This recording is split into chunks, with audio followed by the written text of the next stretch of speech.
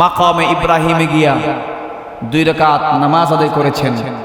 মাকামে ইব্রাহিম, যেখানে ইব্রাহিম আলাইহিস সালাম যেখানে থেকে কাবা ঘরের কাজ করেছেন, সেই পাথরের উপর ইব্রাহিম আলাইহিস সালামের পায়ের ছাপ এখনো আছে। এটা ইসলামের নিদর্শন, বলেন সুবহানাল্লাহ। পায়ের ছাপ আছে। এরপরে 2 রাকাত নামাজ আদায় করার পরে দীর্ঘক্ষণ আল্লাহ রাসূল দোয়া করেছেন এবং কান্না করেছেন। দোয়া এবং কান্না করার পর সেখান থেকে যাওয়ার পরে তিনি জমজমের পানি পান করেছেন, বলেন সুবহানাল্লাহ। জমজমের পানি, এটাও একটা ইসলামের বড় একটা নিদর্শন। আল্লাহ রাসূল সাল্লাল্লাহু আলাইহি সাল্লাম জমজমের পানি পান করেছেন। জমজমের পানি এটা কি? এটা হলো এমন পানি 4500 বছর আগে থেকে এই পানি চলমান। আজও পর্যন্ত কোনো হাজি, কোনো ব্যক্তি, কোনো কেউ বলতে পারে নাই এত লক্ষ লক্ষ মানুষ এখান থেকে পানি পান করতেছে। শুধু হাজিরা পান করে তা নয়, সেখান থেকে পানি সারা বিশ্বে চলে যায়। এত পানি সেখান থেকে উত্তোলন করা হলো, আজও পর্যন্ত কেউ বলতে পারলো না যে কখনো পানির শর্ট পড়েছে, পানি কখনো কম হয়েছে, পানি নিচে নেমে গেছে, কেউ বলতে পারবে না। এটা ইসলামের বড় একটা নিদর্শন।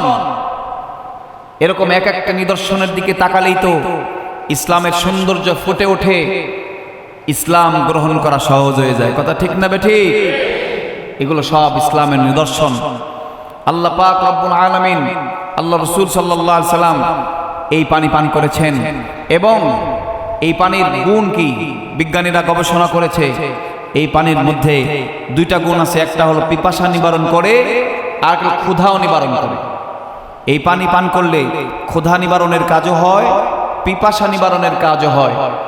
এবং আল্লাহ রাসূল সাল্লাল্লাহু আলাইহি ওয়াসাল্লাম এরপর সাহাবায়ে কেরাম সাফা মারওয়ায়, এই সাফা মারওয়া সাই করার সময় সাহাবায়ে কেরাম বলছিলেন যে ইয়া রাসূলুল্লাহ, সাফা মারওয়া যে সাই করব, এখানে তো আগে বেঈমানেরা মূর্তির পূজা করত, সুতরাং আমরা করতে চাই না।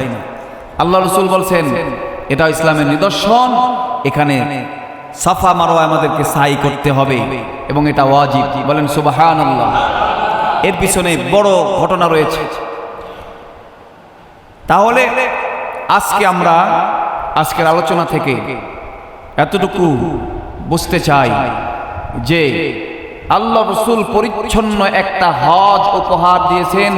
8ম হিজরি মক্কা বিজয়ের পরে, 9ম হিজরির পরে নিজে হজে গিয়া বিদায় হজের ভাষণ দিয়েছেন এবং সেখানে পবিত্র একটা হজ উপহার দিয়েছেন। কাফের মুক্ত, উলঙ্গ মুক্ত একটা হজ, বলেন সুবহানাল্লাহ। এর আগে সব উলঙ্গ হইয়া হজ করত এবং সাথে সাথে প্রশংসা করত হলো বাপদাদার মূর্তির, এগুলোর প্রশংসা করত। আল্লাহ রাসূল কি বললেন? কোনো কারো প্রশংসা হবে না, প্রশংসা হবে কার? সেটা শিক্ষা দিয়ে দিলেন।